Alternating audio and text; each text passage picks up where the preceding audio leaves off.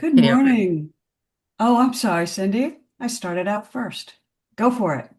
I was just going to say good morning and I love us. And before I hand things over to Amy for facilitating Divine Union, I do have a clip to play. I'm pretty sure I played it before, but it's been a little bit. It's called Divine Wind.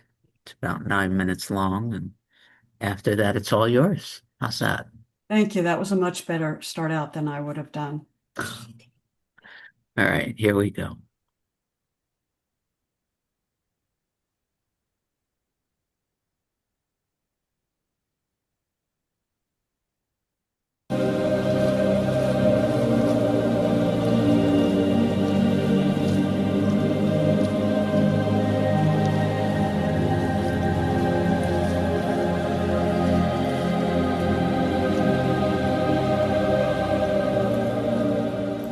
Your comprehension of being the one manifesting your reality, while accurate in some ways, is still predicated on your idea of what can be imagined or even limited by the parameters that you offer yourselves as creators. Now, when you understand that in the upper room there is still the act of creation that you are party to, but you are no longer creating from the adhered to list, the old ways of deciding what can be, you begin, underline begin, to access potential beyond what you have thought could be so thus far. Thought could be so, a phrase we rarely use, because indeed what you think can be so, you can align to as potential, and nothing is claimed in manifestation until it is first realized as possibility. Agreement or vibrational accord to what is not yet known, what is not yet seen, what has not yet been named, must be understood as moving to a level of tone where you align to what is present, not to what you demand. What can be known, not what has been known. What will be known, not what you decide is a potential that you can attach to and have outcome with. Understand this. You are standing as if in a wind, and the wind is experienced and felt as you stand in the wind. You understand the direction of the wind from where you experience the wind upon your frame. You feel what is carried upon the wind as you see it pass by you or as it encounters you in form. You understand the feeling of the wind experientially, and if there is a scent that the wind is carrying, you will know the scent through the experience of smell, not through deciding this is a cinnamon wind, this is a cold breeze.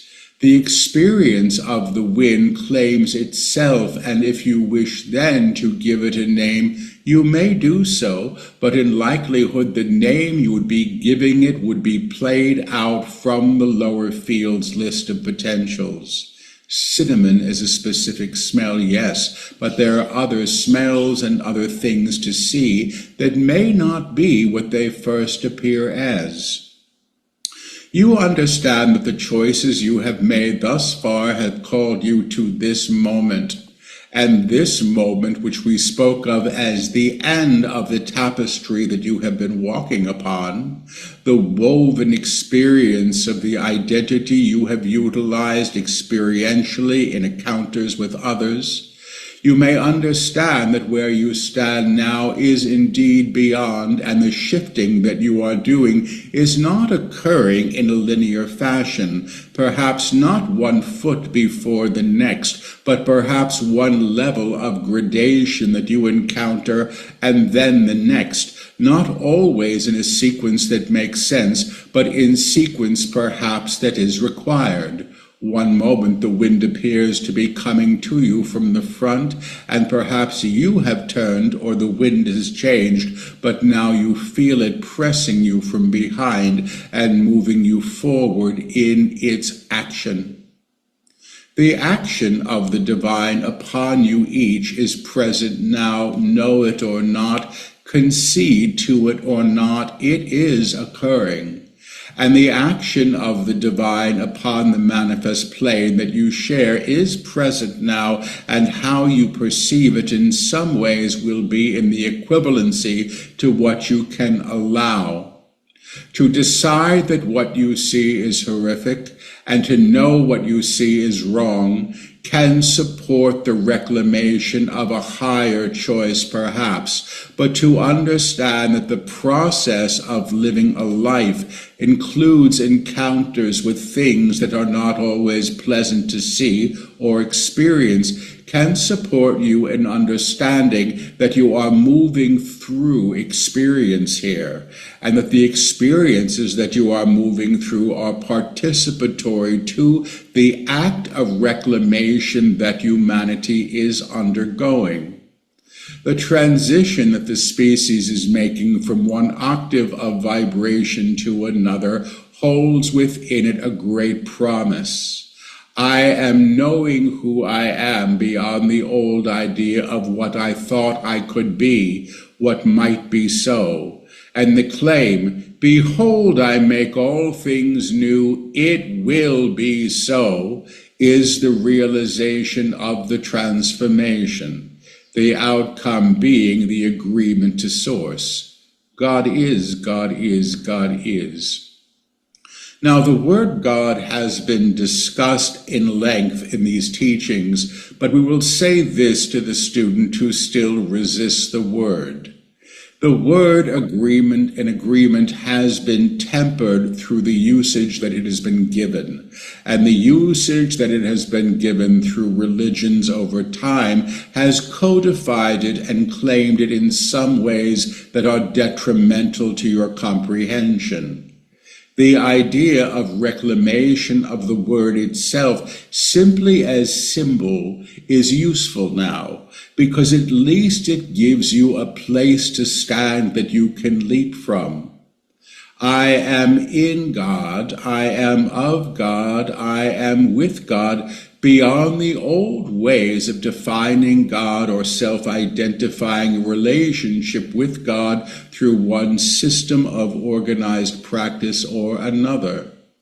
To allow God to be the wind that comes for you and from behind you, to allow God to be what supports you in the changes you required, is in some ways to acquiesce or surrender to Source, but in a way that is participatory. You are in the wind and you are of the wind, but you are still operating as one who chooses how she navigates this encounter.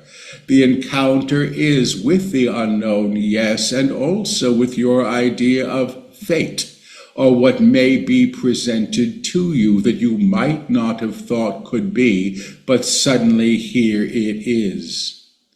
Our assignment with you, and we will use that term intentionally, is to support you not only in your awareness of what is true, underline is, and what is true is always true, but how the manifestation of the monad comes into expression as, with, and through you.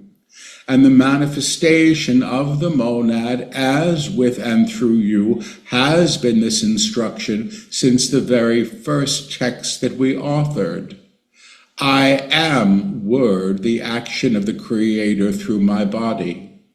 I am word, the action of the Creator through my vibration. I am word through my knowing of myself, my identification with the divine as who and what I am. I realize who I am. I realize what I am. I realize how I serve. And the equivalency that these claims carry you in are in gradation in support of your ability to align to them and grow with and through them.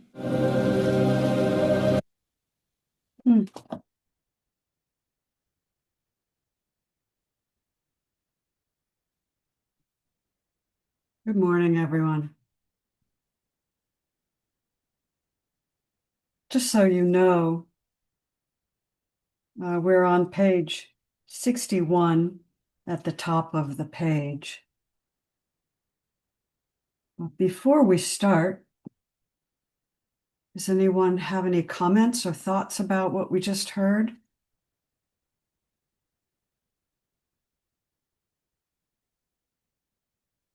The divine wind.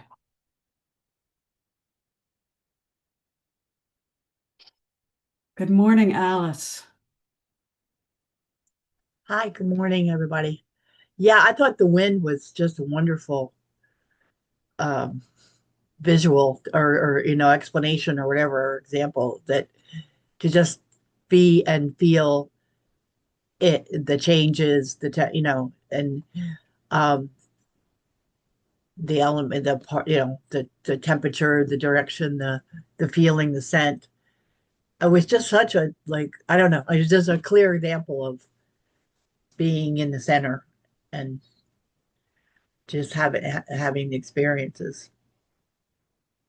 Yeah, thank you. The wind is kind of like an unseen movement. So being in the wind, of the wind, and with the wind. Yeah.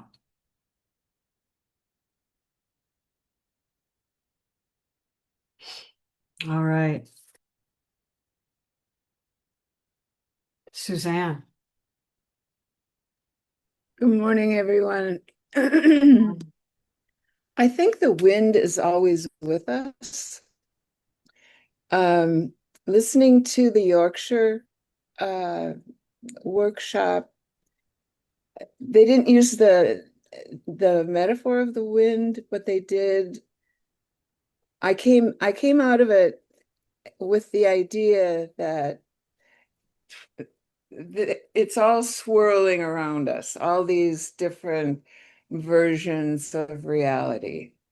And we can flow with that wind, and just observe and participate as we wish, or we can push back against the wind. And that, to me, doesn't feel helpful. So I think the wind is always there, and it's just our ability to stand in that wind and allow it to take us where we need to go. I think that's what I feel about the wind. Did he say we are in the wind, of the wind? What did he say? We are as the wind, with the wind, and through the wind, or something like that. Yeah, that makes sense. That makes visceral sense. Yeah. As, with, and of, and through. So that we are the wind, right? We are the wind. Sandra, good morning. Yeah, that that's what the point I was going to make. Good morning, everyone. I liked that the guide said, I wrote this down, surrendering to the wind while participating, not like you're just a leaf floating along, you have a part in this. I forget what he said. You choose how to navigate the encounter. And it's just a mystery, really, how we are the wind and we're still navigating the encounter, I guess, as the separate self. I'm not sure. But it's not like, oh, I'm just gonna go whatever, let go of everything and I'm participating. That's the point. I think that's a really key point.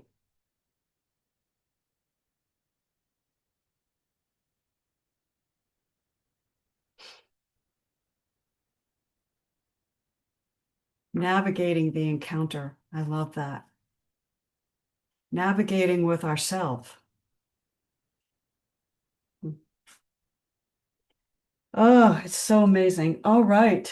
Let me take names for who would like to read after William speaks. If you want to read, raise your hand. Okay, Livy. Anybody else want to read? Okay. William, do you want to read? Not particularly. Okay. Okay. But I did just want to share that more and more as I'm this space, so I don't see my face less and less, and so the wind seems easier to be this nameless something that's caressing this space within me too. So I don't know how to even describe it other than the wind is in me also. That's why it's so easy to be nothing now that I have nothing to attach to, but just the wind. I don't know. Thank you all. Thank I you. just, It's kind of an experience of simultaneity, right? I often say we're asked to walk and chew gum at the same time. And it's both having the experience and being it at the same time. Yeah, so you're asked to be inside and outside all at once, right? Yeah, yeah, it's really, and that's the navigation, isn't it? Yeah. Mm. All right, so Libby's going to start us out, and if other people don't raise their hands, then I'll just use my prerogative and call. Suzanne, you want to read? Okay. We'll start out with Libby and then Suzanne. So Libby, you will read. You're going to read pretty much to the first paragraph on page 62. Okay. Good morning, everybody. Mhm. As every aspect of you moves to an agreement with its true nature, the divine self begins to sing and call to it what it requires to experience and mandate its own light through. Now, a mandate is not an order. In this expression, a mandate is simply what happens when the monad is present. Because it is present and because it is vibration, its tonality claims all things in a resurrected state. The collapse of the society, the end of a government, a way of seeing the world, the end of a marriage, even the end of a physical life are things that occur and that have occurred throughout your idea of time. But what comes next is a different kind of shift. It's a shift in the nature of the expression of the species. Now, when the species is altered, the challenges come primarily, though, acclimation. You have two legs, at least most of you do, and you've learned to walk on them. You have two eyes. You've learned to see through them. At least most of you do. And you understand yourselves as engaging in these things without any thought at all. When the shift is occurring, you can imagine a third eye, a fourth or fifth leg, a different head. How do you manage these things? Now, indeed, these are metaphors, but they are apt ones. When you have always been in density, you understand yourself, your movement, the idea of thought and causation in a dense field. How long it takes to cook a roast, how long it takes to fall in love, how long a marriage might last or school should be undertaken. When you move beyond the density of past choice, the will aligns in an immediacy from the upper room. Now, some of you wish to think, I want a jelly bean. There's the jelly bean. Automatic manifestation. How convenient is this? But you must understand that this is not about getting. It is about reception. And if what you are thinking of is calamity, you are more in alignment with that potential than you would be otherwise. Now, when you are in the upper room, you're not invoking disaster.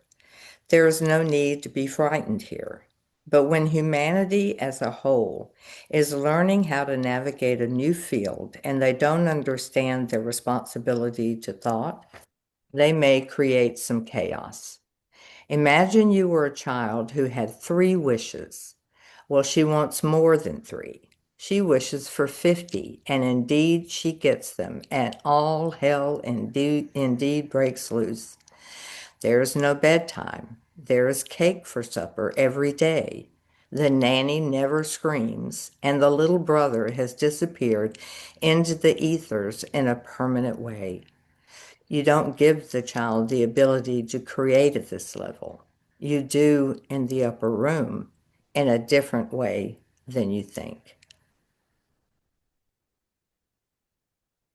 There was a lot in there. Yeah, there is. Yeah, there is. Hmm.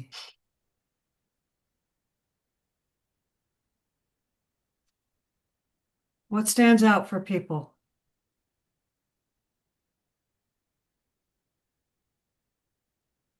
Okay, I'll start. I really love the shift being described as having another eye or another leg. It's an increase in capability that is we haven't experienced, that we don't have a memory of. Maybe we will have a memory once it happens. We will remember that we used to be able to do this, but at this present time, it's in the imaginatory realm, right? So we have to use metaphors like having another leg or another eye or better ears or something. And the other thing that really stood out to me is this is not about getting, it's about reception. That's really important. Really, really important.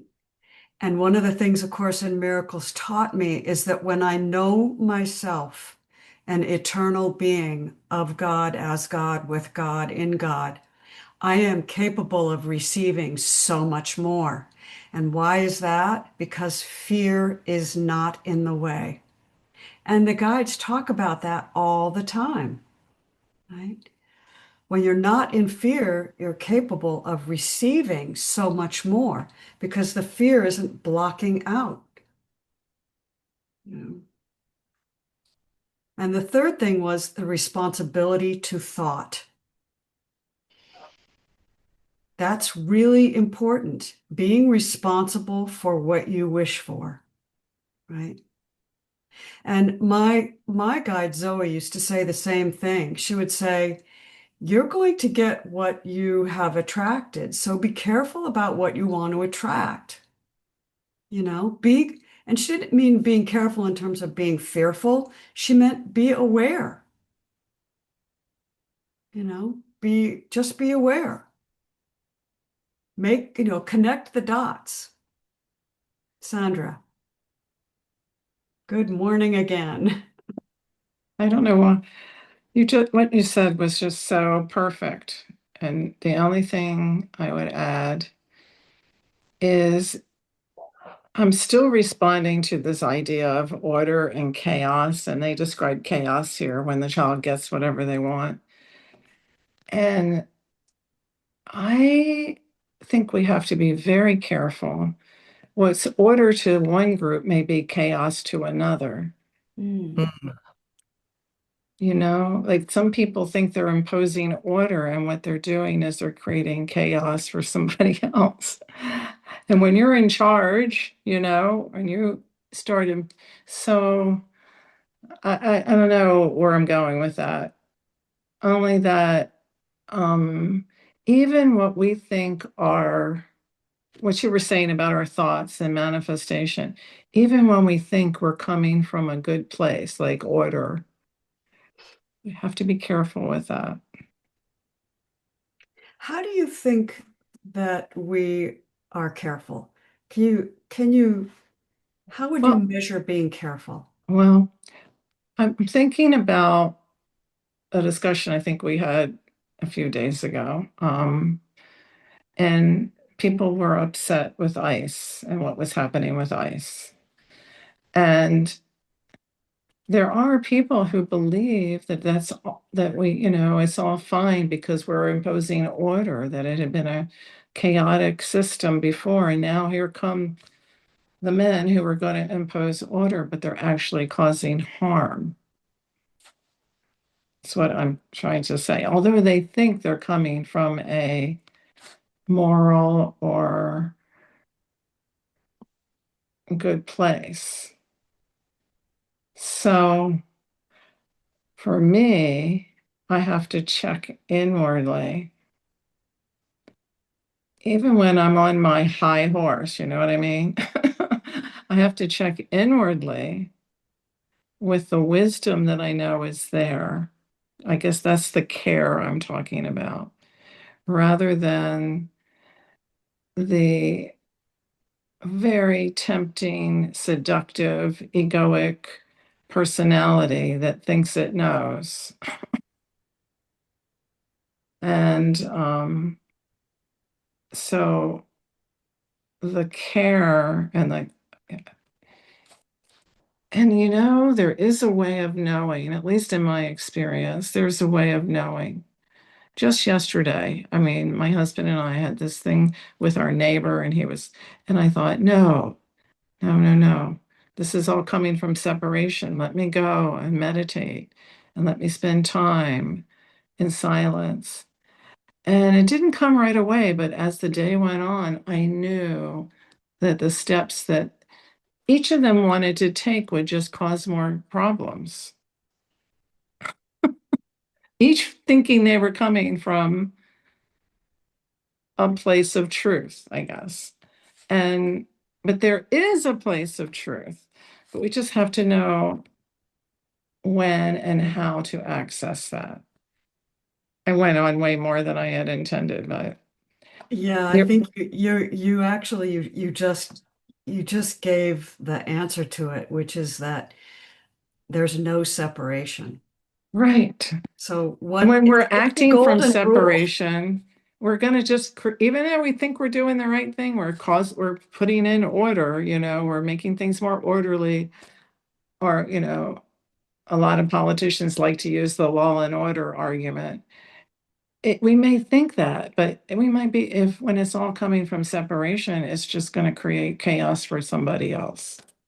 Thank you for helping me get to that, Amy. I'm not sure I would have gotten there without you. Oh, you already got there. You didn't need me, honey. Thank you so much, Sandra, as always. Indigo, then Livy, and then Richard. Good morning, Indigo. Hi everyone. So great to be here. Sorry I was a little bit late. I've been like I don't know, it's just I I love the teachings from Ramana. It was um it was after my brain injury, and I couldn't do like I couldn't do a few things, but I could do a lot more, which is amazing. But like I couldn't do a few things. And it was so just took my breath away. That was when Ramana came to me and told me, I got you. And then Ramana said, don't worry about it. Whatever's happening is perfect. And I completely knew that was true. And I didn't. I completely just let go. And it took, I think, half a year before I could do more things. But it was just so amazing. I just this love that we all are. It just came to me and just and told me don't worry about it. And I did. I knew it was true, and I just let go. Um, So, I mean, at least for me, that's why I love the silence, like you were talking about earlier. It's it's when I'm silent that I could hear what God and Ramana have been telling me and actually screaming at me. I just couldn't hear it. So it's in the silence I can hear what God and Ramana is saying. And that's when I can follow it. And at least for me, when I follow that, that's when I have so much joy and all my problems just disappear because I'm with God and Ramana and I'm following the guide from God. So yeah, thank you everyone. I love so much just being here with all of you. So thank you. Thank you, Indigo. Yeah, I think that's what Sandra said. She went into the silence and just listened, right? Yeah, thank you. Livy. I just wanted to ask for a little clarification, or so that I can understand it. In the on 62, the last two lines, when it's talking about the chaos of children, and it says, you don't give the child the ability to create at this level. You do in the upper room in a different way than you think. So it's kind of like um, releasing the child to the upper room, sort of. Mm, I don't think so. I think it means something else. I'm going to let Cindy, I'm going to see if Cindy has an Yeah, answer. I was going to type it in. The simple answer is in the upper room, there's no separation and there's no fear. So the childlike energy will not ever ask for anything that would create um, chaotic energy in another. So in the upper room, you could be this innocent child who is loving Pollyanna. I watched Pollyanna the other weekend, but this kindness and innocence and love that is the child is the only thing that is really going to express in the upper room. So Okay. release the child to the upper room, you're washing away any sense of separate or any sense of greed or give me and they can't have. In the upper room, the child will never, have her brother disappear. Thank you for Yeah, that. I would almost say that the child, as we imagine a child in the upper room, doesn't exist, right? There's no separation and no fear in the upper room. So creation doesn't contain ideas or thoughts, which we're going to read in the next paragraph about how creation happens through thought. So if you have thoughts of fear or thoughts of separation, and you're creating with those thoughts, believing those ideas are real, then you create chaos. But in the upper room, we don't carry those thoughts to the upper room. They don't exist there at that level of vibration, right? Thank y'all. Thanks. A good question, Livy. Thank you for asking that. Richard, good morning.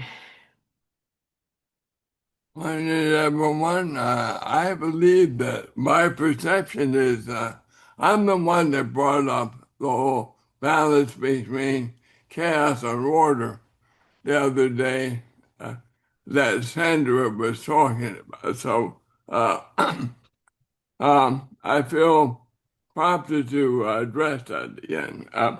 And that on our planet, as a human race, we have formed many different governments or organizations to control the behavior of the humans under our control, under our umbrella. Some of these societies have more freedom than others. Um, and some of them are locked down where we have very little individual freedom, and others have a lot of freedom. We fortunately have a country that has a lot of freedom. which means when you have a lot of freedom with people of varying levels of consciousness, you're going to have a lot of behavior that will represent some form of chaos and some form of order. How do you create an environment within a society that allows as much freedom as possible, but also maintain some order to that environment so that there is progress moving forward? So we in this country and the United States of America, I don't think we have any. We have some expats here, but everyone at least grew up in this country. We decided that we would have a government that would try to control the chaos in our country. And we did that by having a republic, which means that the individual, are sovereign, but we elected representatives to make the laws that can provide the control necessary for us to have that freedom. And the idea of our freedom is based on our discipline and maturity to obey the laws that we've decided upon. And if we don't like the law, we should change the law. Now, in the case of the ICE issue, we as a country decided we needed to control part of our immigration to make sure that the people we immigrate into the country do not ruin our freedom, do not create more chaos than we want. So we decided to have an organization that managed that and said, when we find that these people are damaging our society in a way that we define damage, and that and we need to maybe send them back to the country from which they came, because they're creating chaos. And so the balance between those two items is true. The balance is wisdom. Now, when we have a law and the law says you cannot do this, then we have individuals, we have voted in our politics, leaders that will enforce the law. That's why we hired them. And if they don't enforce the law, there's more chaos. So what we're going through right now is the balance between chaos and order in this country. And we're realizing that maybe there's too much control. Maybe there ought to be more freedom. And the reason we have a system set up that says when we want to change the amount of chaos and balance between chaos and order, we change the law. So the answer is changing the law. And until the law is changed by the individuals we elected to represent us, then order has to be in place according to the current laws. So Okay, I really appreciate that, Richard, and if you would be okay, it might be good for us to start reading. I don't want to cut you off, but I think we're kind of going off the. Well, I just wanted to say that what the guys are saying is that there has to be like the child, with giving the child everything they want. That ain't gonna work. And I say that there has to be some balance between chaos and order. That's all I'm saying. The guys are saying exactly that. There has to be chaos and order. So those that want total freedom of everything are children. Those that want some kind of society that contains some degree of order, that control. So balance between the two is what's necessary for consciousness to grow, to we can reach the nomad and be in the upper room as a race. That's all I'm saying. Okay. All right. Well, thank you for that share. That we could probably spend a whole hour talking about that, I think. Yeah. And maybe someday we can do that. Um, uh, but thanks for the contribution. And if we're ready to move on, I think Suzanne's going to start us off with the second or the first full paragraph on page 62. And that gets into a discussion about manifestation. So as always seems to happen, I would suggest that as we look at this question of the questions that have just been raised, that we look at them in light of the reading that comes up, because everything is connected. We know that. We see that, we experience that. So let's look for the gems that connect what we're talking about here as we go. Yes. Okay. All right. Great. Suzanne, take it away. Okay, I just have one thing to say. Okay. And and what this whole book study has done for me is made me more self-aware. So if we could find a way to teach children how to be more self-aware, we may have a little less chaos. So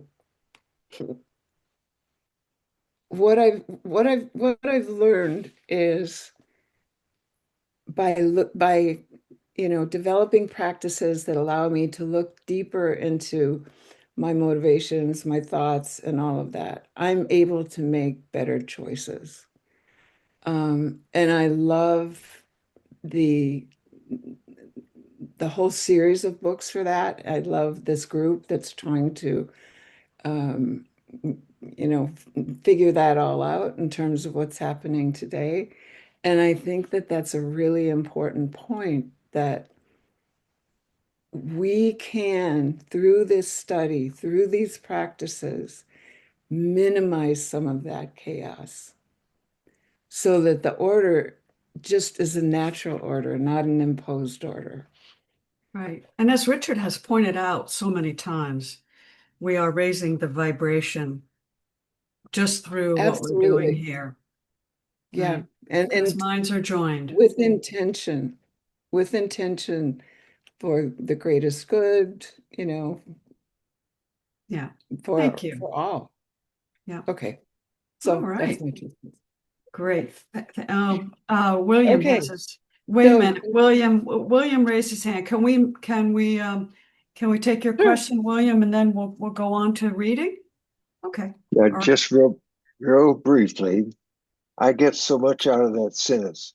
When you've always been in density, I read density as a separate object. That as density, we understand ourself, our life, a certain way. And I think following Richard's, we make up laws, but that's out of this density of who we are seeing ourselves to be. And so that's where that we move beyond that. We don't understand what it is in the upper room, but we're free of that density potentially. Thank you. Thank you. All right, Susan, take it away. Okay. Now you understand at a certain level that thought equals causation. Nothing can be claimed in manifest form until it is first claimed as an idea. Nothing that you see before you existed before idea. The energy that claims idea, you can call source or God or whatever you wish. Realization comes in a mature way when the divine self, in an activated state, has learned compassion, has learned discernment, and the manifestation of life begins to reflect that. I guess that's just what I was trying to say, and they said it's so much better. It does not come through grabbing something, fighting for something, or demanding that something be as you wish, because then you will war. There is not war. The idea of war actually does not express in the upper room. You know, a rotary telephone. Perhaps somebody still has one somewhere in the attic. It had its usage, but you don't think about calling somebody on it now. You don't even know if it would work. The wiring that once supported it has decayed. There is no need. It has not been maintained. Realization comes, and then what is claimed in its prior form is allowed to release to the energy that it was before. That first idea, this is what a phone must be. Let me read that again because I think um, there were pauses. So realization comes, and then what claimed it in prior form is allowed to release to the energy that it was before that first idea. This is what a phone must be. When you come to terms as a being who knows who she is, you claim yourself in a vibrational accord with what has not been claimed yet in manifest form. In other words, what is available to you is much different than you have thought could be possible. Once you are aligned in a mature state at a level of tone where you can move into receipt without creating mayhem, you actually have a great ability to know a world and claim a world in a participatory way with your highest self or most realized self. Do you want me to continue? Let's see if anybody has anything to say about that. Anybody has any thoughts? Thank you, Suzanne. Do you have Sure. any thoughts, Suzanne? I know it's hard to read and comprehend, but Um, I think, and I've thought this all along, it's so hard to let go of what has been. But once we allow ourselves to let go of that, we can open ourselves to what can be. And when I first heard that idea, I thought, I'm going to live as if that is possible. And it manifests it manifests in my life in many, many different ways. thank you. Yeah, Yeah. yeah, thank you. Alice and then Indigo.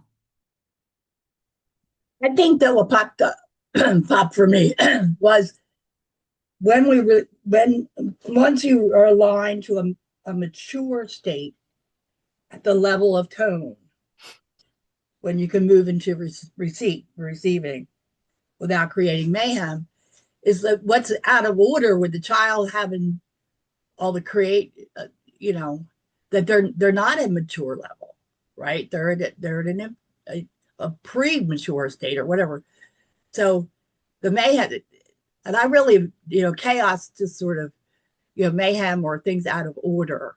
I mean, I think that we if we don't understand what's in order, we may call it chaos. But so it's about maturity and who is aligned with the tone that creates the new.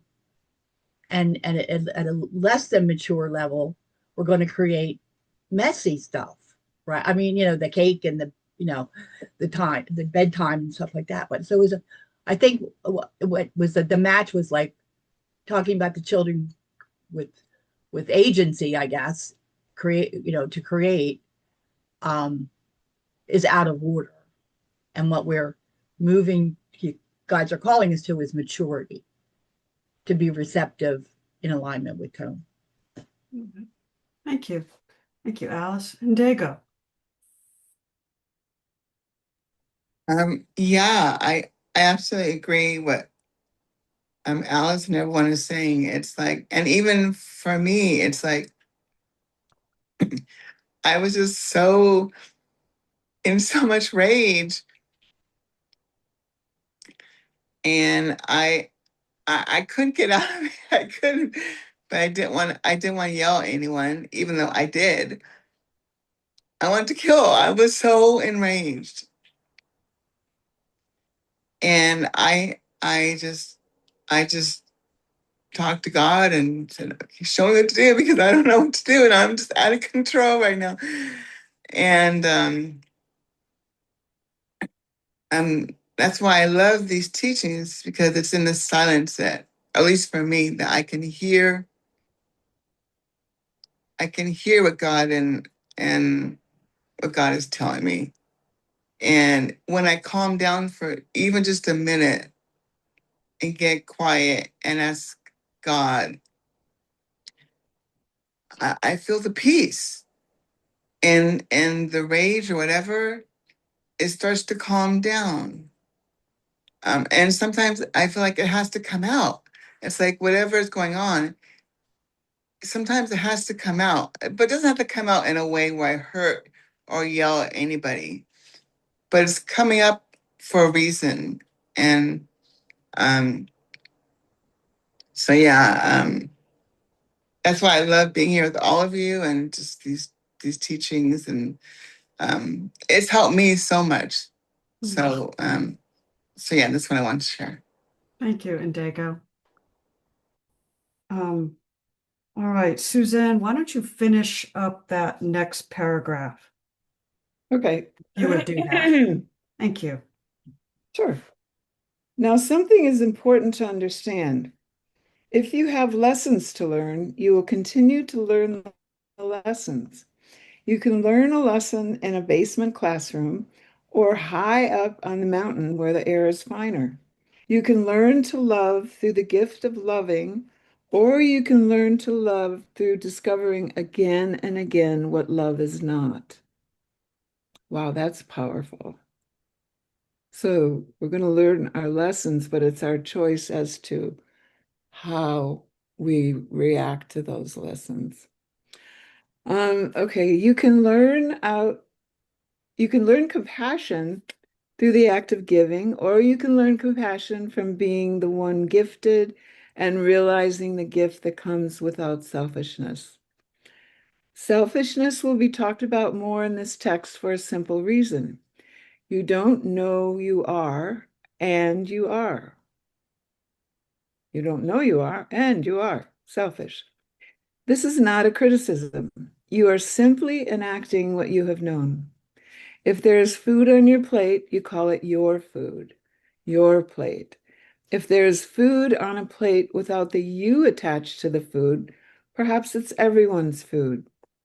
When you understand the source of the food, you are not stingy with the food. The plate is always replenished because there must be enough because God does not hold lack. That's beautiful. No, that is beautiful. Thank you. And isn't that just a single statement about how we create in the upper room? Yeah, selfless instead of selfish. We understand that there is no lack. The plate will always be replenished. There is no lack. And that's a whole different form of motivation to create. When you understand that there's no lack, your motivation to create completely changes. Right? You're not creating in order to make something that you think you don't have. You already know you have everything. And so your creation comes from the sheer joy of creation. Most of us can't imagine that. I think that the closer I get to that, the closer I get to that abandonment of that whole issue of lack, Mhm. more abundance shows up in my life, Yes.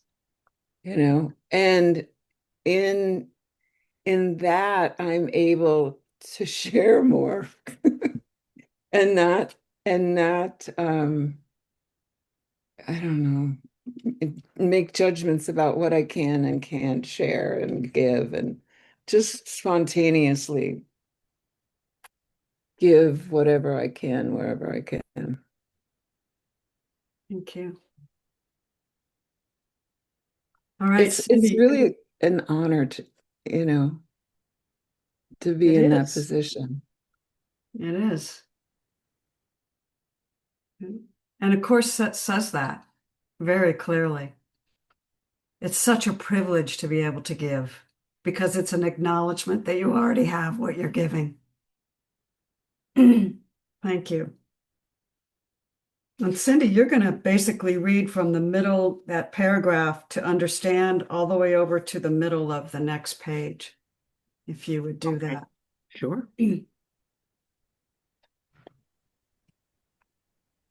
To understand this in a very simple way, you can begin to look at your own life and where you stop things out of fear, where you say no out of a need to be the one in charge, where you say yes in order to get your wishes at the cost of another's need. When you move to a participatory way of acknowledging another's, I am here, they are there, we are here, we are there, we are as one, you begin to agree that the shared space is not just shared space, that what claims the space is source. And you are both in source in a unified field already.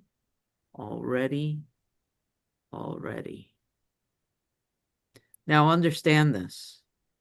You are not creating a heaven by aligning in the upper room. You are aligning to a strata of vibration that has always been there. But the false ceiling of separation has limited your experience of it. This wall, this ceiling, is a creation. A creation is an idea. When the creation is reknown in the high octave that is the upper room, the wall or the ceiling is indeed dismantled. The claim, I am free, invoked by the divine self, supports this realization. But the energy that claims it is the energy of the Almighty. Almighty meaning the thing that is not limited by prior thought, by precedent, by prior agreement. Source is not limited. This is bringing tears.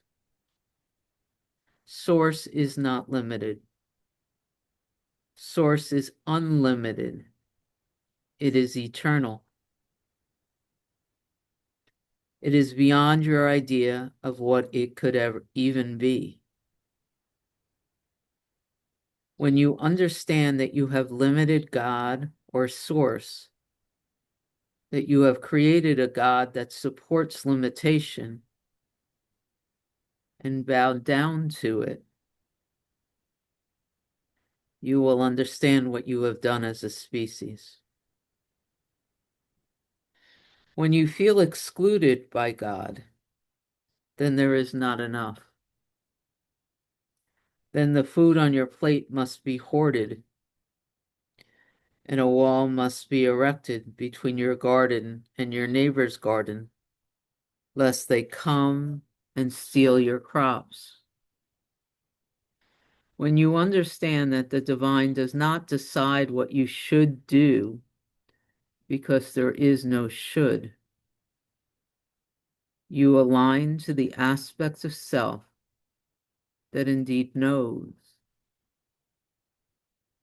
And when the will is employed, the divine self as will, and when the will is aligned to a potential, I may know myself in a unified state, what we call the braiding of the will, which is the combining of the divine self and its expression through will and the personality self and what it has believed.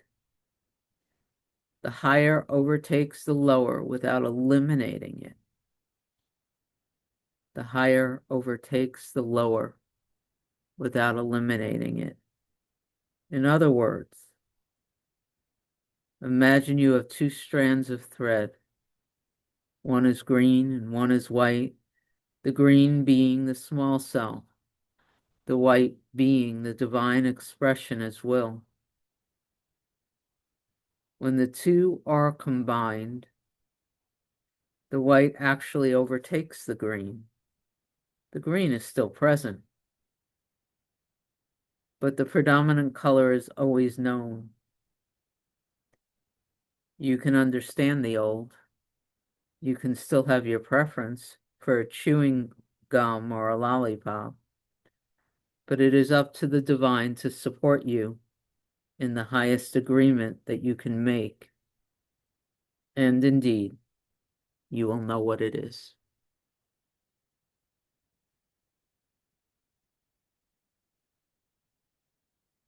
I'm in agreement, and I'm just in the experience more and more of noticing where the resistance to this is held in my space. It's not, relative to where I was even a year ago, it would seem subtle and unimportant. But real old judgments and assumptions and expectations and rules for how Cindy should be doing her life, they're all just floating up to consciousness. And there's a pull. I don't know how to put it any other way, but I'm feeling the desire to let it go, and I'm feeling the energetic wanting to hold on to it. And in some ways, right in this moment, there's a feeling of standing in a riptide. But it doesn't really matter. There's nothing stronger than source. And I've had enough experiences to know that when the resistance to source drops, I am still very much me, but I'm me in a very free, expansive, joyous way. But whatever it is that still believes that fear has, like, I'm supposed to be concerned because Emma's got a 5-hour drive in front of her, and Sarah is taking all of these stories that seem to feed fear and justify fear. Source is saying, yeah, there's no room for that here. And so the letting it go is what feels like the riptide. I don't know if that makes any sense, but that's the best way I can put words to this current felt experience. Thank you. Yeah. Thank you. I know Sandra wants to say something here. Take it away, Sandra. How did you know? Because this last paragraph just totally spoke. It's That so was your perfect. language right It's there. so perfect. I love this. I love these, what the guides are saying, and I know it's true. I just know it's true. There's this knowing, isn't there? Do you have it? It's like right there. And when Suzanne read, "You're selfish, you don't know it, but you are." We are selfish. It's like built in, built into the egoic um, persona. And we can claim we're not, and we can act like we're not. But when we get this divine thread, when we awaken to this divine thread, and we know that we're not limited and that we don't have to hoard what we think is ours so that somebody else might get it, you know, whether it be borders or whether it be yards. My whole thing today, I swear, my husband and my neighbor almost went to war. They wouldn't have called it war, but it was war. And it's over the yards. And then you just take that out, to groups of people, to the world. And after I did the meditation, I talked with my husband. And you know what? We got to laughing. He goes, "Oh my gosh, you're telling me this woman is a gift?" And I said, "Yeah." And he goes, "Oh, she's my gift. I get to learn something about myself." And I said, "Yeah." And it was just beautiful, actually, because by the end of the morning, I had sent Robin, she's my neighbor, a hug and some love. And I said, "We're going to figure this out." And you know what came to me? I said, "Because it isn't your yard and our yard, and it isn't my yard and your yard. It's our yard. Let's just look at this as our yard and what can be best for both of us." I don't really care, but my husband does, so I got to be the mediator, but more than that, I got to have that white thread blend with the green, and be awake in the dream. Be awake in the dream and experience the actual thrill of understanding that there's nothing to protect. I don't have to protect anything because I cannot be harmed. And there's the joy in that. It's not like there's any material satisfaction. There's just this bubbling up of this joy of knowing this and experiencing this. And then on a really tiny little level right here in Rehoboth Beach, with our yards, demonstrating the transformation and knowing myself in a unified state. I love the braiding of the will, the combining of the divine self and its expression who loves me, even in my selfishness, loves me through the will and the personality self. And I think Cindy said that so many times I can't count, that we don't give up the personality self. I don't know who she heard it from. I think it was Joel, her friend Joel. But so I guess I'm glad you saw something, Amy, that I wanted to say, even though I didn't even know it. I was just sitting here having my own little cup of joy, and it's just bubbling out to you. I look at selfishness and I think selfishness is actually a very logical choice if you think you're in separation. Yes, It's not evil or bad. It's actually very logical. But when you realize that you're not separate, that everything you do affects the other and vice versa, then it exactly. becomes logical to not do stupid shit. Excuse my expression. Well, yeah, and that's why I said it's just built in. It's built Yeah, into the it's built program. in. It's not like I'm saying I don't have to beat myself up. I don't have to call it a character defect. I don't have to do any of that. Yeah. It's just so much happiness when you see it, finally, when you see it. And will I see it tomorrow? I don't know, but I think I'll remember. I'll remember this experience and I can apply it to every other little thing. And then it goes out to the world. That's what it's saying. It's not doing this just for it gets to emanate. So thank you, Amy. I love Thank you, you. Sandra. I love you too. I love us all. And really, on that note, I'm going to suggest that we call it quits for today and that we begin on page 64 in the middle of that page um, the next time. Would that be all right with folks? Works for Be me. okay? All right. Um, I'm gonna this has stop been the I don't know about you, but I feel a little bit heavy right now, and I'm not sure why. Um, So what I'd like to do right now, if there are others that feel that way, is I'd like to just take a few moments and just sit with each other.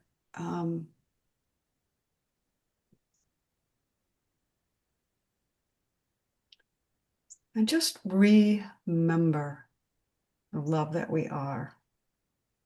And just remember that no matter what, we're completely safe, completely loved, and completely held. And that there's really nothing that anyone can say or do that changes that. So let's go back to Tuesday and rest in God. Go back to that lesson and just give every ounce of heaviness or disagreement or frustration to God. Just give it. Let it be present. Let it come up. Feel the full force of it. And then be, if you can, as willing as you can to let it rest.